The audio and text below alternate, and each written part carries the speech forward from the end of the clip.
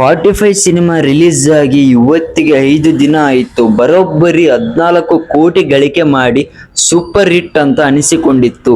ಈ cinema mark cinema ಕೂಡ ಮನಸ್ಸು ಗೆದ್ದಿದೆ. ಫ್ಯಾಮಿಲಿ ಆಡಿಯನ್ಸ್ ಆಗಿರ್ಬೋದು, ಕಿಚ್ಚ ಫ್ಯಾನ್ಸ್ ಆಗಿರ್ಬೋದು, ಮಾಮೂಲಿ ಆಡಿಯನ್ಸ್ ಆಗಿರ್ಬೋದು, ಎರಡು ಸಿನಿಮಾಕ್ಕೆ ಒಳ್ಳೆಯ ಸಕ್ಸಸ್ ಸಿಕ್ತು. ಆದ್ರೆ ಒಂದ್ ತಟ್ಟೆಯಲ್ಲಿ ದೊಡ್ಡ ಯಜ್ಞ ಬಿದ್ದಿದ್ದೆ ತೆಗೆದ್ ಬಿಟ್ಟು ಯಾವುದೋ ಒಂದ್ ಸಣ್ಣ ಹುಳ ತೆಗ್ದಿರಲ್ಲ. ನಾನು ಹೇಳೋ ಅರ್ಥ ಡೆವಿಲ್ ಸಿನಿಮಾ ಆಗಿರ್ಬೋದು, 45 ಸಿನಿಮಾ ಆಗಿರಬಹುದು, ಮಾರ್ಕ್ ಆಗಿರಬಹುದು, ಈ ಮೂರು ಸಿನಿಮಾ ಪೈರಸಿ ಇದೇ ತರ ಬಗ್ಗೆ ಕಾನೂನು ಕ್ರಮ ತೆಗೆದುಕೊಳ್ಳುವುದು.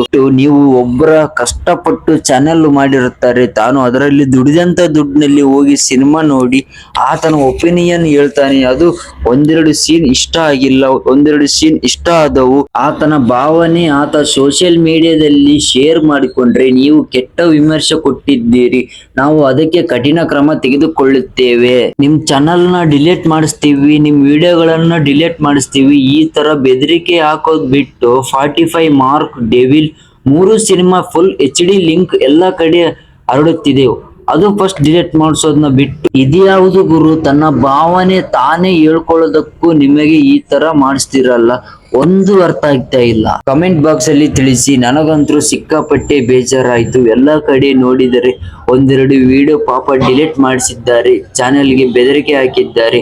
ನನಗಂತೂ ಸಿಕ್ಕಾಪಟ್ಟೆ ಬೇಜಾರಾಯ್ತು. ಹೀಗೆ ಆದ್ರೆ ಮುಂದೆ ಕನ್ನಡ ಸಿನಿಮಾಗಳು ಏನು ಹೇಳೋಕ್ಕಾಗೋದಿಲ್ಲ. ನಾನಂತೂ ತೆಲುಗು, ತಮಿಳು ಸಿನಿಮಾಗಳಲ್ಲಿ ರಿವ್ಯೂ ಮಾಡೋದಕ್ಕೆ ಬೆಸ್ಟ್ ಅನಿಸಿತು.